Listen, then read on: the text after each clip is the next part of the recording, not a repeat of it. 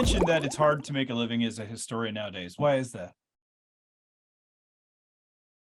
The classical liberal arts model, in which the ideal is students who want to study anything, veterinary science, engineering, business, will have an exposure to philosophy, history, literature, the theory of the social sciences, the history of science.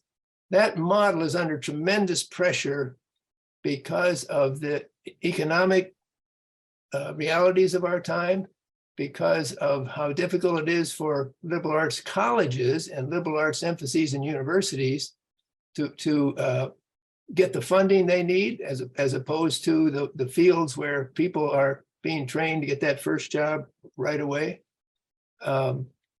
I've seen some really discouraging figures, and just recently about the number of historians employed at universities and colleges throughout the Midwest. Almost every place you can look, a reduction from half to a quarter to a third of the people who used to be teaching things. And I think our world in the West is hyper-focused on the present. So the expansion of the internet has been good in some ways. There's certainly more information about more things available. Of course, quality checks are good. Some of the information is just bogus. But for example, working on this book on the Bible in the 19th century, for almost anything that was a book in print, I could bring it up on my computer in 30 seconds. For most of what was in the newspapers and the periodicals, it took a little bit more work, but I could bring it up. And this is just, so I had sitting right here at my computer, a library better than any library in the world around 1960, 1970. So that's a huge benefit.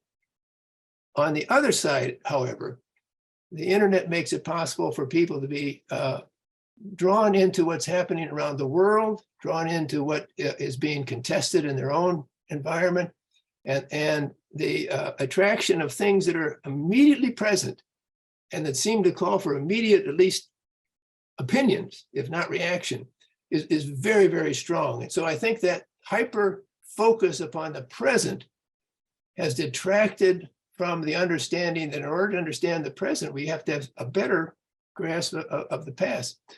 And then when the past does come into play, it's almost always in the popular media a simplified, simplistic, overly reductionistic approach. So I think, for example, that Black Lives Matter and debates over critical race theory have been really important for drawing into the public eye genuine facts of life that had been obscured. But the way in which that focus is sometimes brought to bear is as if nothing else matters. And so the proponents and the opponents end up shouting and getting excited and demonizing their opponents rather than being pushed to examine more carefully and with a fuller understanding the events of the past. In this particular instance, it's just, as a historian, it's just imperative to realize how ever-present considerations of race were in American history.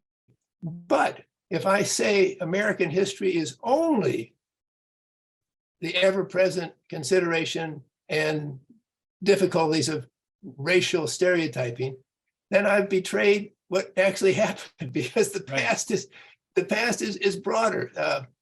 But in our media age, it's the extreme positions that gain the attention, that gain funding, that gain the pushback, and that monopolize debate. And as you know, as a conductor of this kind of podcast, if someone wants to say, well, to answer your question, we need to examine 3 background factors, and then to keep in mind this and that, well, you've lost at least some of your audience. But if you say, what's the situation about X, and I'm really firm and vigorous and have a sharply pointed answer, then that's going to carry, and people will be picking that up. And that phenomenon, I think, has undercut the desire for fuller, deeper, richer historical understanding.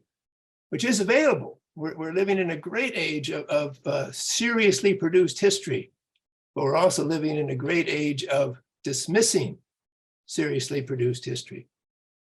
Well, That's a long answer for the question, but no. I think there's kind of economic factors, but then there's also cultural factors that explain why why becoming a historian as a way of earning your living is becoming more and more difficult.